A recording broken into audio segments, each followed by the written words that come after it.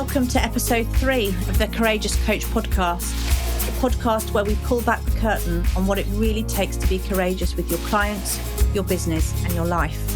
I'm your host, Melissa Haig. In this episode, I'm joined by June Hogan, founder of Wildwood Coaching. June and I chat about how her own experience of redundancy has shaped her coaching practice and the successful business she has created as a result. June shares her insights on the importance of empathy in coaching and the challenges faced by individuals during life-changing events like redundancy. So, are you ready? Let's dive in. Welcome, everyone, to the Courageous Coach podcast. I'm delighted to welcome June Hogan here today to join me for a conversation. June, thank you so much for coming along. It's really lovely to see you. Yeah, it's great to be here. And we will dive in, as we always do, with tell us a little bit about yourself, June. Oh, well, that's that question that some of my clients get asked when they're going for interviews, and I help them to prepare for. So I probably should do a good job, although we're not technically in a job interview here, are we? But yeah, so I've got a 25-year career background in HR. Started off as a graduate trainee in the kind of mid to late 90s. I like to say mid, but it probably was early. Anyway, so I worked in the automotive industry for 8 years, and I progressed from kind of graduate trainee to senior HR manager, doing all manner of different things in HR. And then I got my first experience of redundancy when the company went into administration, and I lost my job overnight. I was in my early 30s, mortgage, young baby, quite a challenging time. I spent 18 months out of work, and I had to navigate the challenges of redundancy, but also the challenges of a life-threatening illness. So a really difficult time in my life. Wow. I found another role, and I went to work as a HR business partner in a company called Wolseley, who are the world's leading supplier of plumbing and heating products. Yeah. And I managed redundancies during that time, as well as a whole different variety of other HR areas. And then I was made redundant for the second time whilst I was on maternity leave. And that really was another difficult time in my life. So I had 3 young children. I was thinking about what will I do next. So I did some consultancy work for a period of time. And then we had a chance to go and live overseas in North America. And that was when I trained to become a coach and discovered the work of the wonderful Brené Brown while I was doing my coach training. So spent 3 years there and returned to the UK. I didn't have a job. I had nothing to go back to. And I thought, well, do you know what? I'll see if self-employment might be something I could explore. That was back in 2018, and I established my business in 2019. And since then, I've been working with hundreds of individuals and supporting employers who want to do the right thing by offering outplacement support services to people when they're making redundancies. So it's really rewarding work. It brings together my personal experience of redundancy over my career, my professional experience of managing them, and my experience as a coach as well. So yeah, that's a quick whistle-stop tour of me. Yeah. Crikey, it was a whistle-stop tour as well, right? Because there's some lovely bits of story there that I'm like, whoa, that's in living abroad and young family being made redundant, all of those things that have got you to where you are today. And I know you mentioned outplacement support there, which is your business essentially. And I'm wondering if you could share a little bit more about the role that you feel coaching and you as a coach play in that kind of outplacement support. Yeah, I mean, when I set the business up, I wanted it to be focused, so person-centered. So there's a whole variety of different services that people can access when they've been made redundant, and services that employers can engage people in. That can range from giving people a workbook, bringing in people for some face-to-face workshops or digital offerings. It can range through to sort of personal one-to-one coaching. But the role that I play and the team that I work with as well, and particularly from a coaching perspective, is I think it's really important that people, when they've been through a life-changing event like that, have one-to-one connection. So that connection with somebody who is there, who kind of gets them. I don't believe you necessarily have to have walked in someone's shoes in order to be able to coach them necessarily. But the people that I work with know that I've had that experience. And I think that's where the connection can come from. And importantly, the empathy for what they might be going through. And it can be a challenging time. It can be a very emotional time for people. So I think coaching plays an important part in making that connection and letting people know that they're not alone, but also having that adult to adult relationship with them. So believing in them, believing they're resourceful, believing that literally there's nothing wrong with them. They don't need fixing. They might feel like they need rescuing, but I believe they have everything they need in order to move forward. And it's my role and my team's role in order to kind of, help build up their confidence and get that out of them. Yeah. I was struck then when you talked about redundancy, being a life-changing event, right? And I mean, I've only been made redundant once in my career. And, maybe it isn't for everyone, but I think certainly in my experience and other friends and family I know who've been made redundant, it is often life-changing, right? It's a big event in a person's life. And this whole piece around kind of sense of identity, am I good enough? They didn't want me, not feeling wanted or needed. And it can, like you said, a really emotional journey, as well as you got to get another job, right? Or you got to find some way of earning some money. So yeah, it's definitely a big event. And of course, like you say, you've experienced in that, and that offers you a level or a view of empathy with the people that you support, right? So okay, so now I'm curious, because I'm sure we're gonna talk about redundancy and life-changing events, and also your experience of those things, and how you now support clients who are going through the same thing. I know you and I have been working together for a while on courage building and developing your courage building skills. So I'm wondering, what does courageous coaching look like for you in the work that you do? And it's interesting because as we've worked together and I've evolved as a coach, I think courageous coaching for me is showing up as me and not necessarily showing up as the coach or showing up as the expert or showing up as the person who, is expected to kind of, rescue someone or solve the problems or be in this sort of expert situation. So courageous coaching for me is about being prepared to bring your whole self to the coaching conversation, maintaining the boundaries and obviously maintaining, the coach relationship in that sense. But it's really helped me to connect with clients and to let them know if there might be something. We talk about parallel process, don't we, in coaching, for example, let them know if that might be going on for me. Whereas previously I would kind of maybe just park that and think, okay, that's my thing, I'll just park that. But now I might say to them, so actually that's something similar is going on for me there, just to let you know. And we have that kind of connection. So I think for me, it is more about being prepared to be more vulnerable in a coaching context as well. And when people see that you're bringing your whole self and you're not kind of just this coach that's turned up and has got all the answers and knows everything, that really helps people to connect with you as well. That human connecting as two human beings, isn't it? For sure. And certainly in the work that you do, two human beings who are connecting as well over a shared experience. I'm curious, do all of your clients that you work with, do they know that you've also experienced redundancy in your career? I mean, it depends.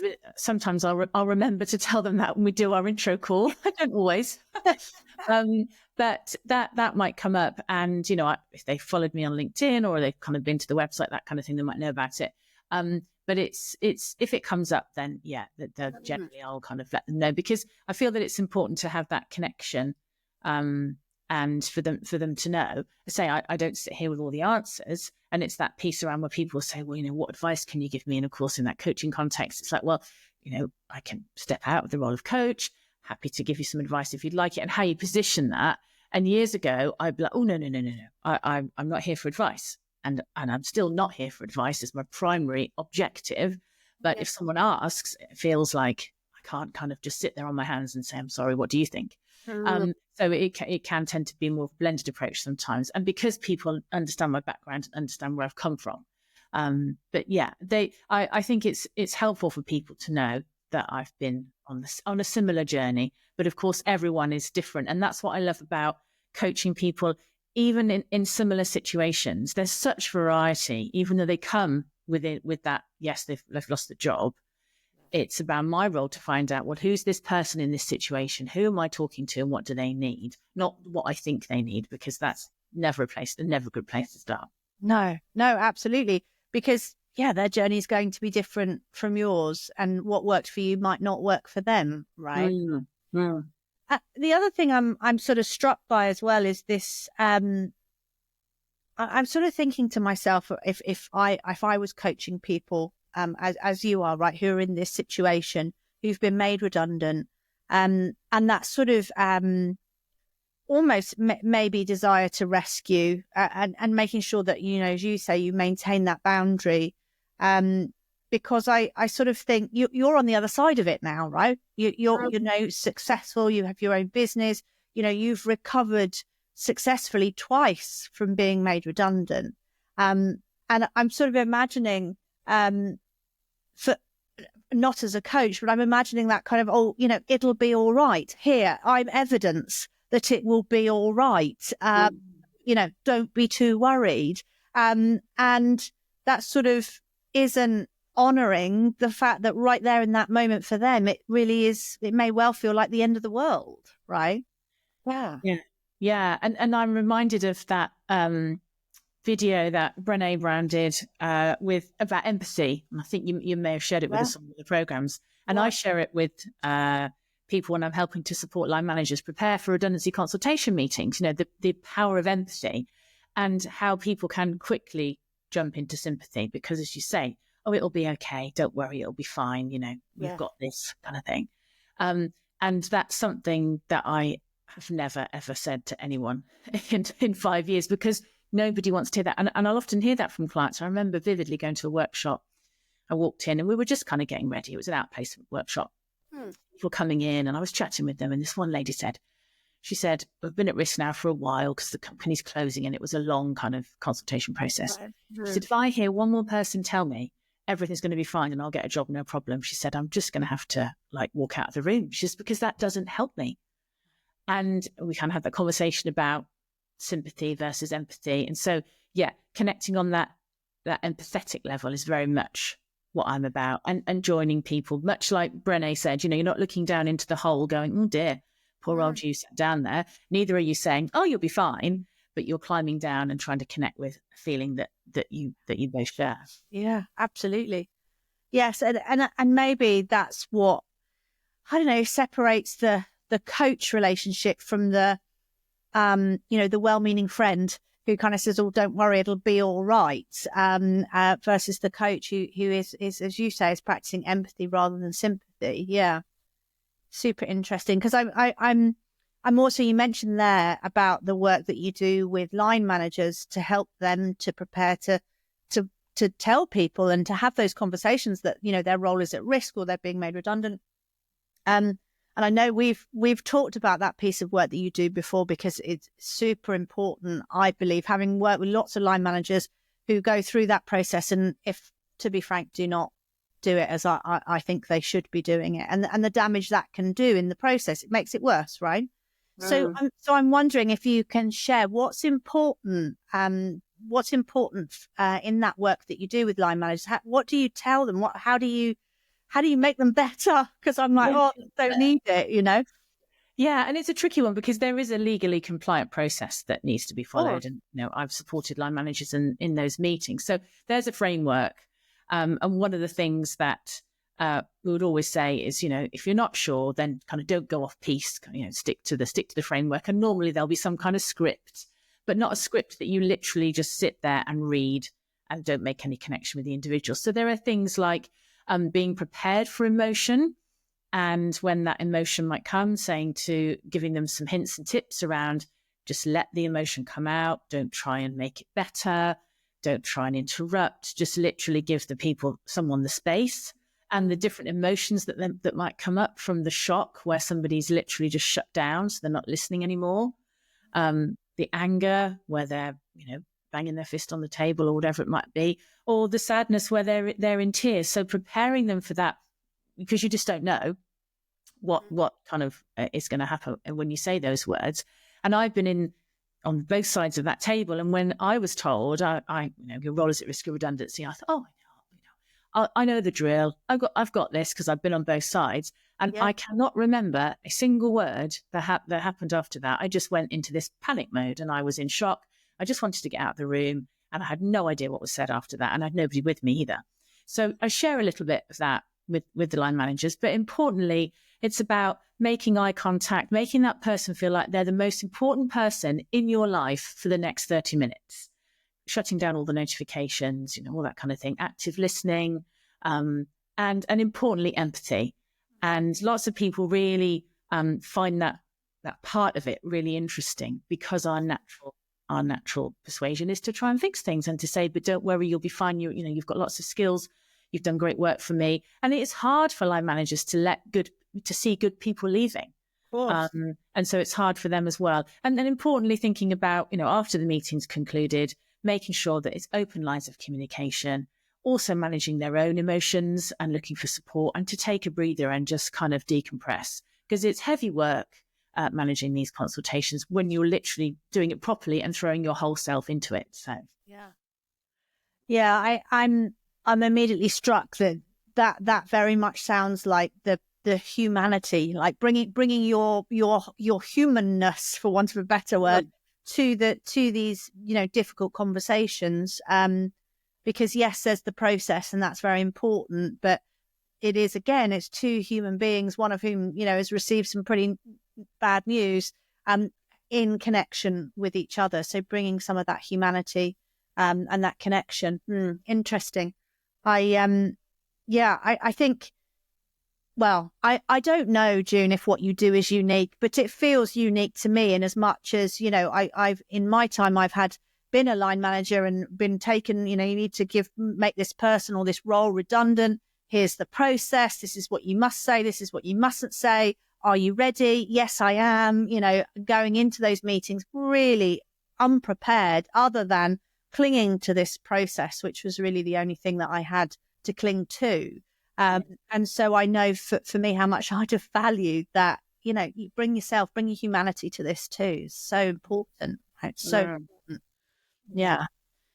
Okay. So the other thing I'm thinking about is the parallels between the work that you and I have done around, being more courageous as a coach, and all that's wrapped up in that learning, but also the fact that when someone is made redundant, that a lot of the feelings they're going to be experiencing, vulnerability, fear, scarcity, comparison, shame, even, right? That they're all things that we talk about and learn about as part of the courage building journey. So there's lots of parallels between the work that you've done and also the kind of work that I guess many of your clients probably need to do as well. And so I'm sort of thinking about how do you use your own courage, if you like, and your own skills around that to sort of role model that for your clients? How does it show up in your work? Yeah, it's an interesting one, because all the things that you've talked about there, absolutely, I see those emotions and I see those play out. So it's having it's given me an increased awareness of what that is and how to notice it. So the work that we've done around shame and around armor, particularly around those arena moments, which are often there's lots of them when you're going for interviews, for example. That's a massive arena moment, and so it helps me to dig a bit deeper with the clients and try and understand what's really going on for them, and to use some of the tools and the techniques that we've worked on together. And also, for what I was saying earlier about just letting them know that, albeit it's a lot of my work's online, but this is a connection with both of us, and that I really am truly there for them in that moment and wanting to understand more, to be curious, to be courageous in some of the questions that I might ask, and to be courageous in the sense of I might not ask the right question, I might get it wrong, but that's okay. And that was one of the learnings that I picked up from the main one from our work was, I can start a question, I can go, do you know what, that's not the right question, or I can stop, or I can even just have a moment where I've lost my train of thought, and all of that's fine because I'm just being me. And I'll encourage clients to be like that in interviews, for example. It's okay to show up as you. It's okay to say, I haven't had an interview in 15 years, so I've prepared. I might not have all the answers, or I might lose my train of thought. I'm really excited about today, and I've done lots of work, but just to let you know. So you're just showing up as you, and I think that takes some of the pressure off as well. Yeah. Yeah. I mean, that's huge. That because immediately that makes me think of perfectionism, right? I know that with job interviews, the need to be perfect, the need to get every answer right, or to say the right thing, or to be the right way. There's huge pressure, I think, we put on ourselves as candidates in those interviews to be perfect, and that doesn't always get us the job. That's the interesting thing, isn't it? And then we come away and go, well, we obviously weren't perfect enough. Yeah. It's kind of a self-fulfilling prophecy, isn't it? No, you're absolutely. And the whole process does impact your own, your feelings of self-worth are already pretty low, having, lost your role. Because although, as you said before, it's roles that are made redundant, not people, but it's hugely personal and it's very difficult to separate the two. And we do some work on that.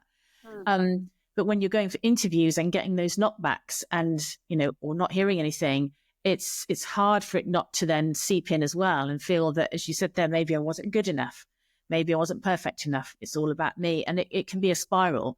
Right. So helping and supporting clients to see the difference and to see their value and their self-worth in spite of all of this.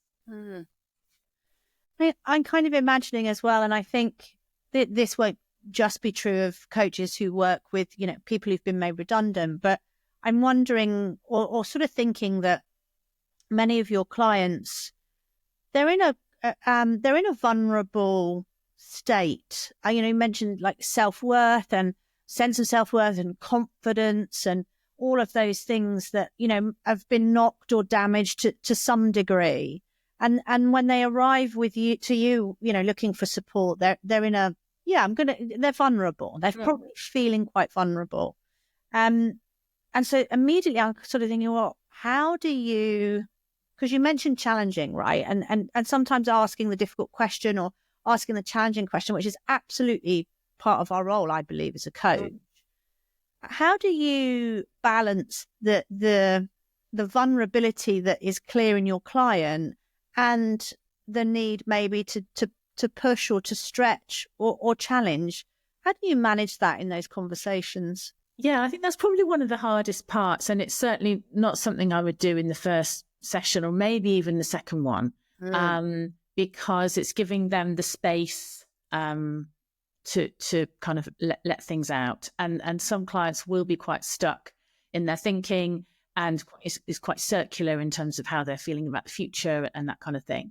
And it's really asking those questions to help them with their perspective, in a sense, to get them maybe to challenge perspective, as opposed to kind of going in quite hard, I guess.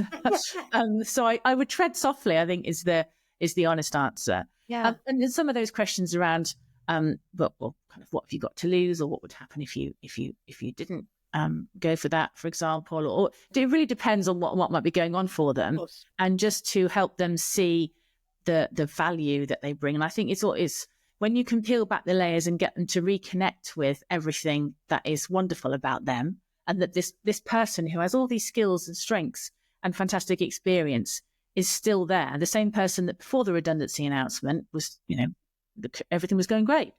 You're still that person. So it is about treading softly, I think, particularly because you're absolutely right. And reading those signs and knowing when's the right time to start to gently challenge, because, as we know, coaching is more than just a nice conversation. It needs to, move towards action. Absolutely. I've kind of got this vision in my head, June, because you mentioned earlier on about the arena, right?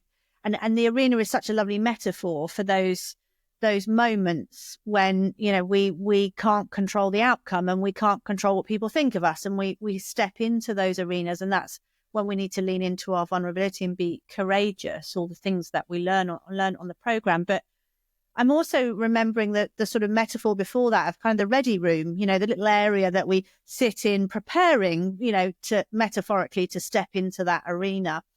And I was sort of in my head then, I was thinking, you're like the person like in the ready room, like there with the person helping them to prepare, literally for an arena moment that is coming.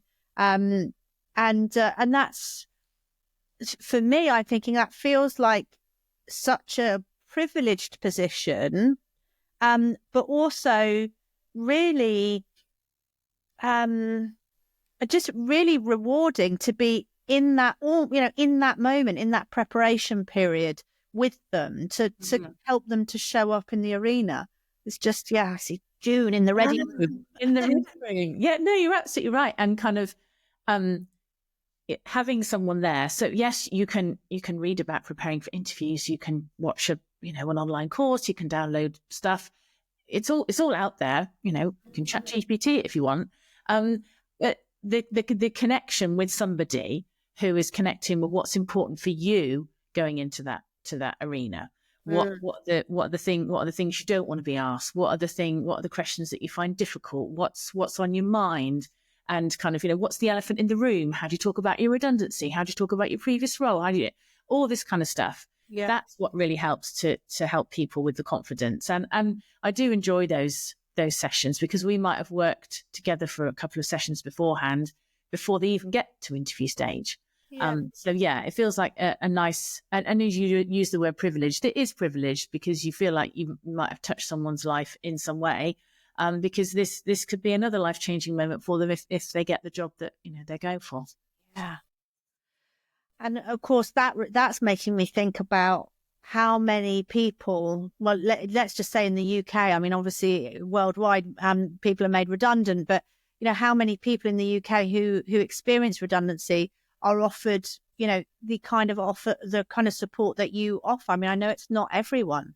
Like, how great would it be if redundancy equaled, here's your coach. Yeah. Here's the person in the ready room with you.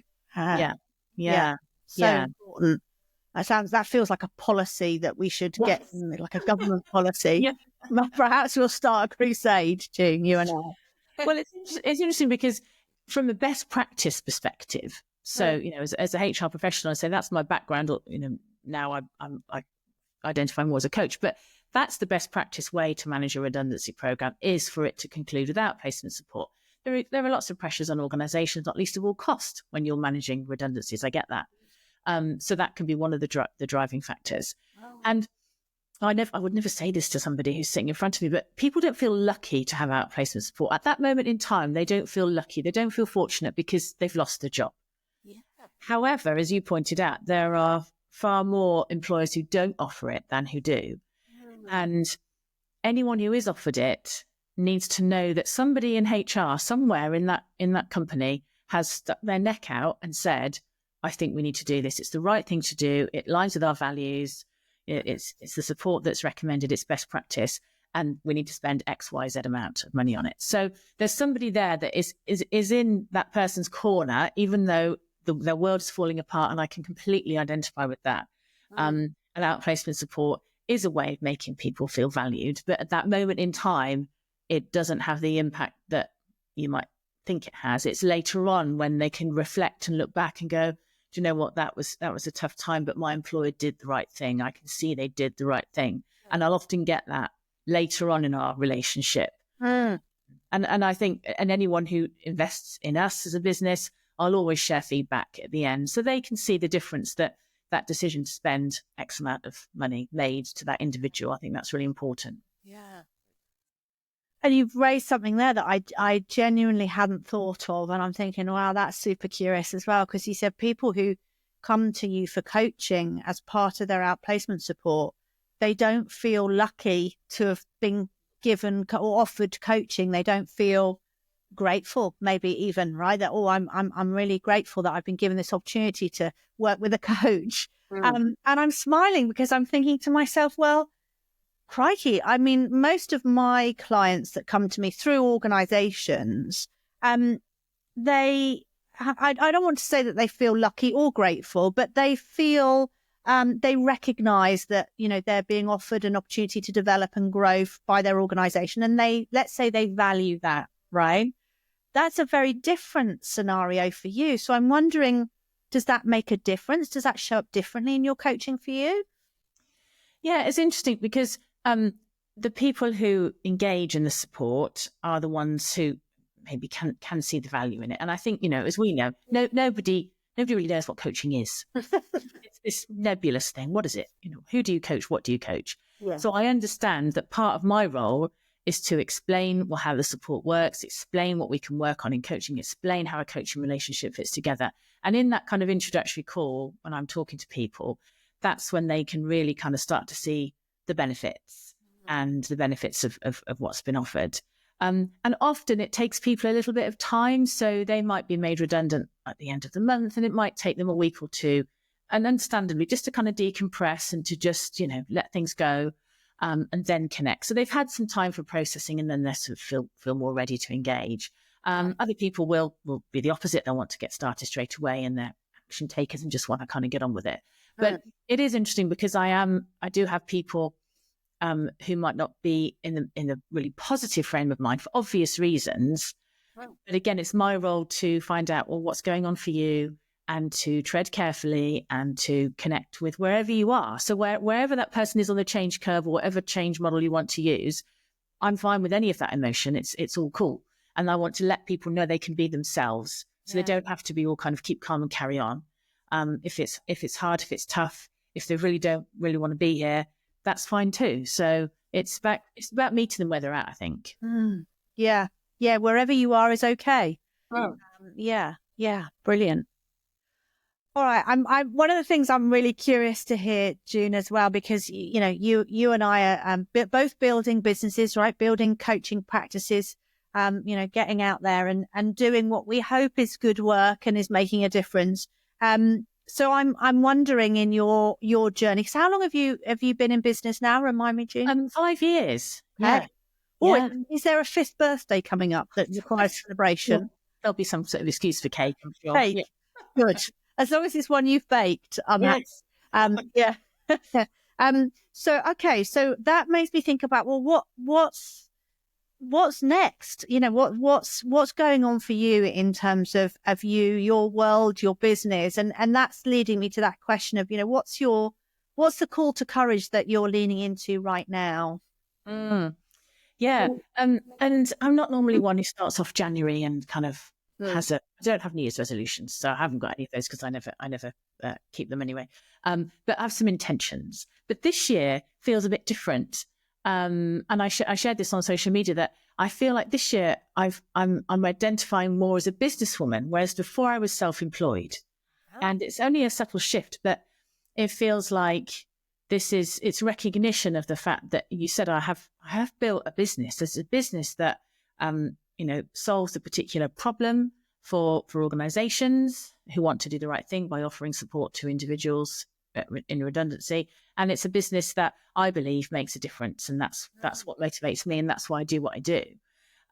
So I'm leaning into that kind of call to courage about what else could the business do, in terms of growth, not just in terms of kind of revenue targets, but growth in terms of offering and what else we could do to support individuals and organizations. So yeah, I'm kind of leaning into this identity as a businesswoman, and seeing where that takes me. I might have to get some power suits and shoulder pads, maybe. I don't know. Maybe that's a bit outdated. I don't own a suit anymore, so it's probably requires some investment. And just thinking about the separation between me and the business, because I'm not the business. It's not just me. No, the business is made up of other people and all of this knowledge and everything else that goes in it. So yeah, that's what I'm leaning into, and leaning into it in a courageous way, in that I'm going to explore what that means. And I don't have the answers, and I don't need to be perfect about it. Sometimes taking a bit of messy action is okay, because if you wait for it to be perfect, then I'll still be here in a year's time having done nothing. So yes, you can be a messy, imperfect human and a businesswoman, right? Yes. The two aren't mutually exclusive. Yeah. Brilliant. And I love that. I really empathize. Well, that's the wrong word. It recognized that. It resonates. It really resonated for me, June, as well, because I think I definitely had that transition from I'm self-employed. I've got a business. What does that make me? entrepreneur. There's that, what's that other word? Solopreneur. There's all this language, isn't there? And I'm like, do you know what? I'm just running a business. That is quite simple. It's not complex. I'm not looking to rule the world. And that realization of, I'm running a business. I'm a businesswoman, right? Yeah, totally. And then of course comes along all the stuff, like you say, wanting to be the perfect. What does perfect look like? And comparison. Look at all those other business women, who are rocking the world, and I'm like little old me. And so there's lots of courage in stepping into that identity, I guess, and watching out for the stuff, the comparison and scarcity, and all those things that are going to show up, right? Any messages around, I'm not enough.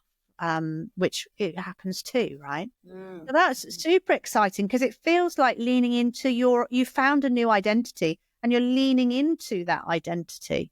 Yeah. So no, you're all of those things that you've just said there, they're constantly popping up. Yeah.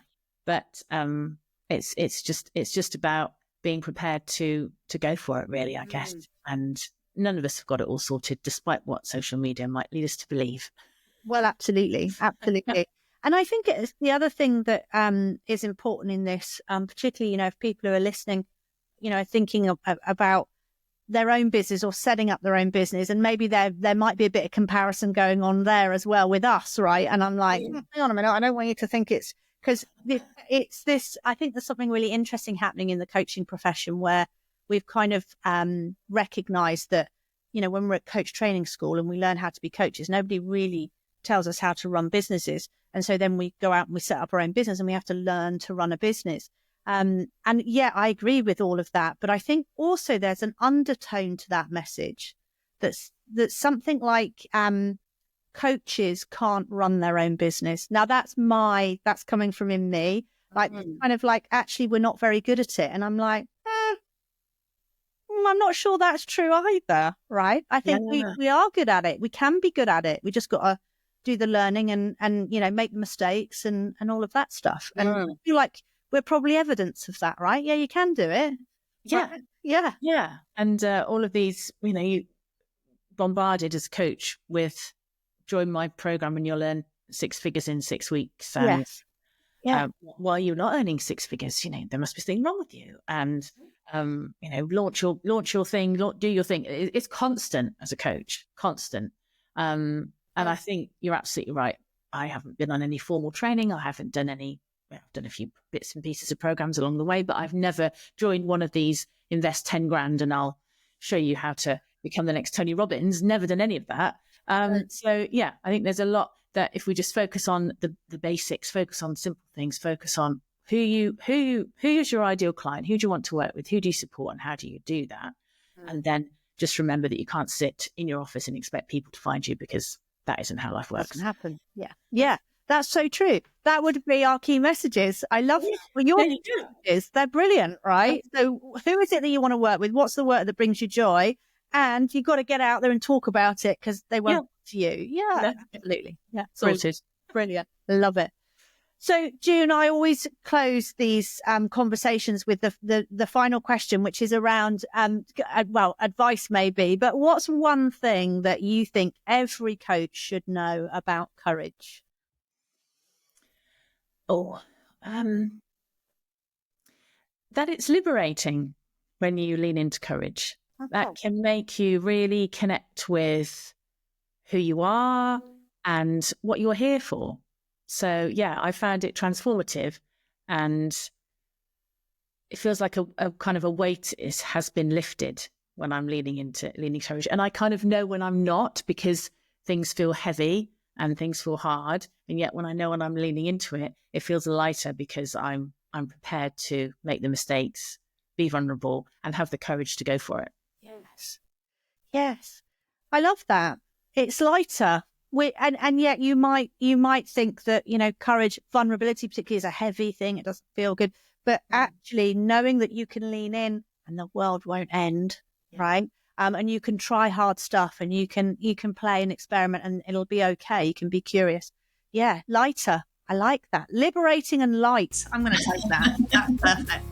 Fantastic. June, thank you so much for being here today with us and for sharing so much about your story. I've really enjoyed our conversation. Thank you. Thanks, Melissa. I've really enjoyed it too. Lovely. Take care. Thank you for listening to the show. I hope you enjoyed the conversation. You can visit my website, melissahaig.com, to find out more about the work I do to help coaches like you be more courageous with their clients, their business, and their lives.